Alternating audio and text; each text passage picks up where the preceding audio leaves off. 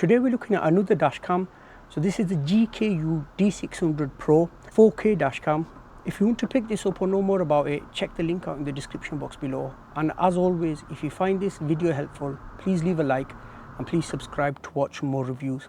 Giving us some information here: 4K front only dash camera, enhanced night vision, GPS. 4K front dash camera and 1080p the rear dash camera.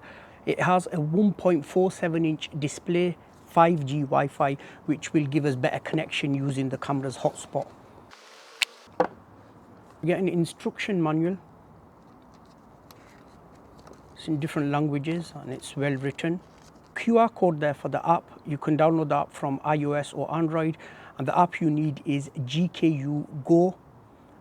The password there you'll need, that's 12345678. Two of these stickers. If you do not want to mount the dashcam directly onto your car, you can use these stickers. You put this on first and then you put the dashcam on top of there. That's the main dashcam. We'll have a look at that in a bit. The cable for the front camera, it will go into your cigarette lighter, and it's a pass-through one, so you could still use your USB. Type-C. I don't know the length of this cable. I think it might be around 3 meters. It does have good quality. They call this crowbar tool. This will help you with installation. We get a little tool, extra adhesive sticker, some clips to help with cable management. We have the rear camera that will fit into the front dash cam. I don't know how long this is. It might be around 20 meters. Good quality again. That's the front dash cam. We have a microphone there, 170-degree lens, adhesive sticker pre-applied on the bracket, 1.47-inch screen. The bracket has a lock on and a lock off. Push this and the bracket will stay in the car and you can bring the dashcam inside. This side we have a Type-C charging port, and that hole there, that's where your rear camera would fit. Put that in there. And we have a pre-installed 64GB micro SD card. It's good that more and more manufacturers are including cards in. We have a multi-function button. You can also use that to lock the recording. If you see something happening and you want to lock the recording yourself, you just push that and it will lock the recording. We have a little screw there. We've included this little Allen key. It's to loosen this or tighten it to get a better position. I've got my power bank here. Let's give the dashcam some power.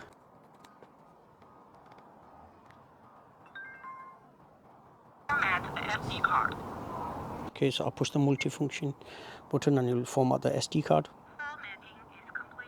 Let's connect it up to the app and then we'll have a look at some daytime and nighttime footage as well.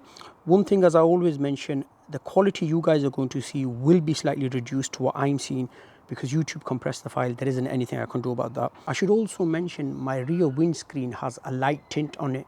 So when you are watching the rear video footage, do bear in mind that there is a light tint on there. I have downloaded the app, GKU Go. Go to add camera. Giving some installation tips. Click on GKU D600 Pro. Password 12345678.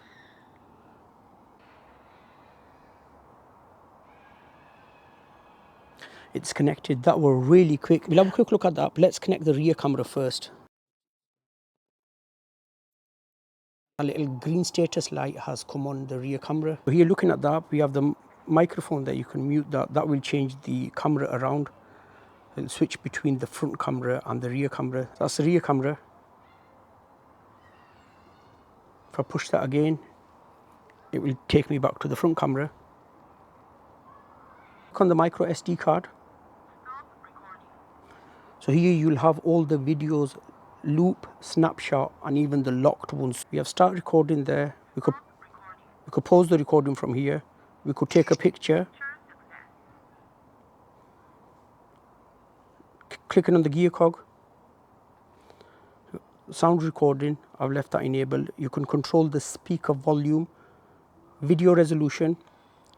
So it's 1080p, 2.5K and 4K. So I'm leaving the front camera on 4K. Loop recording duration, 1 minute, 2 minutes, 3 minutes. I'm going to leave this on 2 minutes. Otherwise you'll get loads of 1 minute clips.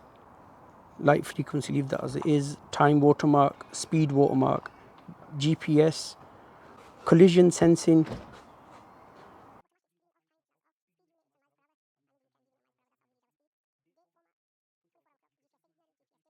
collision detection, sensitivity, parking.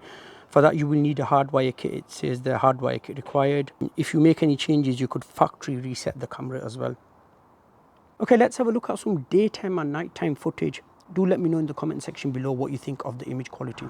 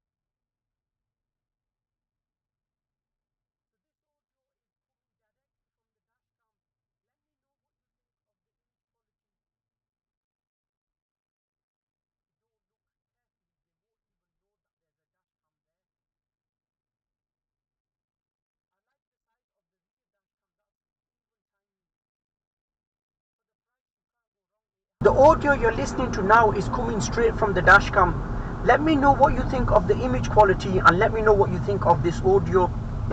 Okay, so overall, in my opinion, it's a decent dashcam for the price. Of course, the front dashcam has better image quality because it's 4K. Speaking of the front dashcam, I apologize because the lens were pointed towards the sticker as well, what I put on before and then I put the dashcam on. It's not a big deal because you can see everything that's going on around you. I really like the app. Nice simple app. I always mention the app because people that do not know about technology, the last thing they want, it's a complicated app. This app is nice and simple. You could even download footage from the app to your phone gallery. I really like the size on both the dash cams. They're really small. If you don't look carefully, you won't even know you're using a dash cam. The front dash cam has a small display. That display is really clear. I'll link it in the description box below if you want to know more about this or if you want to pick it up.